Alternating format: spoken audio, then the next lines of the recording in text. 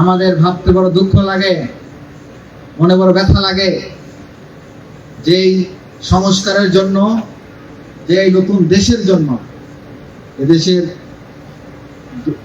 কৃষক, শ্রমিক, ছাত্র নির্বিশেষে প্রায় 200 সহস্রাধিক মানুষ নিজের বুকের তাজা রক্ত ঢেলে দিয়েছিলেন।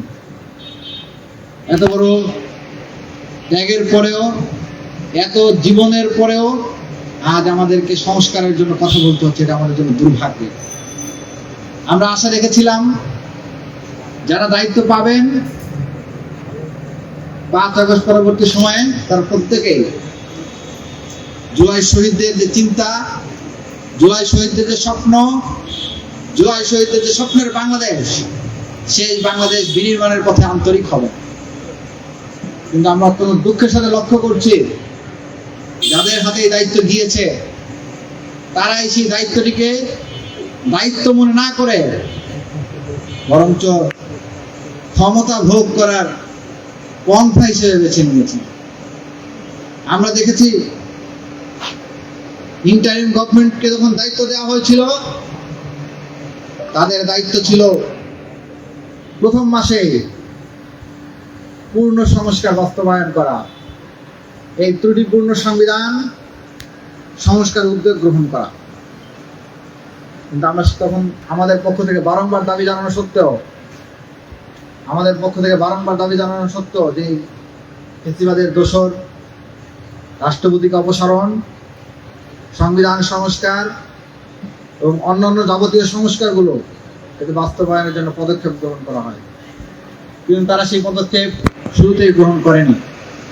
তারা যখন উদ্যোগ গ্রহণ করা শুরু করেছে, ততদিনে তাদের যে ম্যান্ডেট ছিল, তাদের যে একচ্ছত্র সমর্থন ছিল, সেই সমর্থন অনেকটাই ফিকে হয়ে গিয়েছে। তারা মাসের পর মাস ধরে ঐক্যমত্য কমিশনের মিটিং করেছে, দিস্তার পর দিস্তা কাগজ অপচয় করেছে, হাজার হাজার পাতার কমিশন রিপোর্ট করেছে, কিন্তু কোন কমিশন রিপোর্ট তারা বাস্তবায়ন করে যেতে পারে নাই। এবং আজ যখন বিএনপি জাতির সাথে প্রতারণা করার পথে হাঁটছে, সে সময় অন্তর্বর্তীকালীন সরকারের দায়িত্বপ্রাপ্ত ব্যক্তিদের দায়িত্ব ছিল বিএনপির এই ভুল পথে হাঁটাকে ধরিয়ে দেওয়া। কিন্তু অন্তর্বর্তীকালীন সরকারের দায়িত্বপ্রাপ্তরা শুধু হাজার হাজার দিস্তা কাগজ অপচয় করে নাই, রাষ্ট্রীয় তহবিল থেকে হাজার হাজার কোটি টাকা অপচয় করে তারা এখন গা ঢাকা দিয়েছে। তাদেরকে আমরা কোথাও দেখতে পাচ্ছি না। অথচ এই সংস্কার বাস্তবায়নে তাদেরই সবথেকে বড় ঋণ ছিল। আমরা আশা রাখবো তারা তাদের দায়িত্ব ভুলে যাবেন না। তারা সংস্কার কমিশনের রিপোর্ট দিয়ে যেভাবে ঘাপটি মেরে চলে গিয়েছেন বা চুপ হয়ে গিয়েছেন, সেটি থেকে তারা ফিরে আসবেন এবং তারাও এই সংস্কার প্রস্তাবগুলো বাস্তবায়নের ক্ষেত্রে কথা বলবেন। আমরা তারেক রহমান সাহেবকে স্মরণ করিয়ে দিতে চাই, আপনি যাদের কথায় ভুলে, যাদের মধুমাখা বলিতে ভুলে গিয়ে আজ আপনি সংস্কারের বিরুদ্ধে দাঁড়িয়েছেন, তারাই একসময় আপনাকে কপিকল দিয়ে ছাদ থেকে কয়েকবার ফেলে দিয়ে মেরুদণ্ডের হাড় ভেঙে দিয়েছিল। সুতরাং আপনি সেটি ভুলে যাবেন না। 7 থেকে 8 সাল 9 সাল পর্যন্ত আপনি যে নির্যাতনের শিকার হয়েছেন, ঠিক তাদের ফাঁদে পড়েই আবার যদি আপনি চিন্তা করেন যে তাদেরকে আবার পুনরায় গুম করার বৈধতা দিবেন, তাদেরকে পুনরায় আবার ব্যাংক লুটের অধিকার দিবেন, তাহলে আপনি ভুল পথে হাঁটছেন। আপনার ভাই, আমরা আপনার সহযোদ্ধা হিসেবে আপনাকে সতর্ক করতে চাই, সাবধান করতে চাই। আজকে আপনি ব্যাংক অধ্যাদেশ বাতিল করে এস আলমকে ফিরিয়ে আনার চেষ্টা করছেন। এক সময় শেখ কামাল, শেখ জামালরা বন্দুকের নলের মুখে দাঁড়িয়ে ঢাকার রাস্তায় ব্যাংক লুট করতো, আপনারা ইতিহাসে পড়েছেন। আজ তারেক রহমান সাহেব এই ব্যাংক অধ্যাদেশ বাতিলের মাধ্যমে ডিজিটাল পদ্ধতিতে কাগজ কলমের মাধ্যমে ব্যাংক লুটের পন্থা তারা তৈরি করতে যাচ্ছে। আপনি দেখেছেন রাতের আধারে নয়, দিনে দুপুরে বাংলাদেশ ব্যাংকের গভর্নরকে কিভাবে টেনে হেসে নামানো হয়েছে।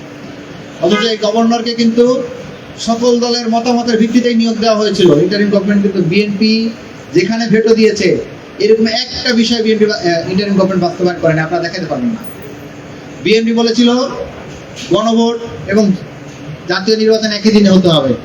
সকল রাজনৈতিক দল তার বিরোধিতা করেছিল, কিন্তু ইন্টারিম সেই অনুযায়ী নির্বাচন দিয়েছে। বিএনপি বলেছে ভোট কেন্দ্রে সিসিটিভি ফুটেজ লাগানো যাবে না, কারণ সিসিটিভি ফুটেজ লাগালে হয়তো ইঞ্জিনিয়ারিং করতে অসুবিধা হতে পারে। ইন্টারিম গভর্নমেন্ট বিএনপি সেই কথা মেনে কোনো ভোট কেন্দ্রে সিসিটিভি ফুটেজ লাগায় নাই। বিএনপি বলেছে বিএনসিসিকে ভোটে অন্তর্ভুক্ত করা যাবে না। ইন্টারিম গভর্নমেন্ট সেটিকে তোতা পাখির মতো আমল করে বিএনসিসিকে বাদ দিয়ে দিয়েছে। আপনারা দেখেছেন বিএনপি যখন যেখানে আপত্তি দিয়েছে প্রত্যেকটা ক্ষেত্র ইন্টারিম তোতা পাখির মতো বাস্তবায়ন করেছে। আজকে তাহলে বাংলাদেশ ব্যাংকের গভর্নরকে কি টেনে হিস্ট্রি নামানোর প্রয়োজনীয়তা পড়লো কেন?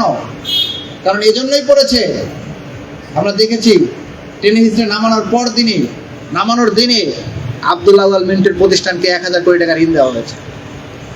তো আমরা মনে করি এই যে ব্যাংক অধ্যাদেশ যে বাতিল করা হয়েছে বা করার চেষ্টা করা হচ্ছে, এর মাধ্যমে মূলত ব্যাংক লুটের ডিজিটাল পদ্ধতিকেই ডেভেলপ করার চেষ্টা চালানো হচ্ছে।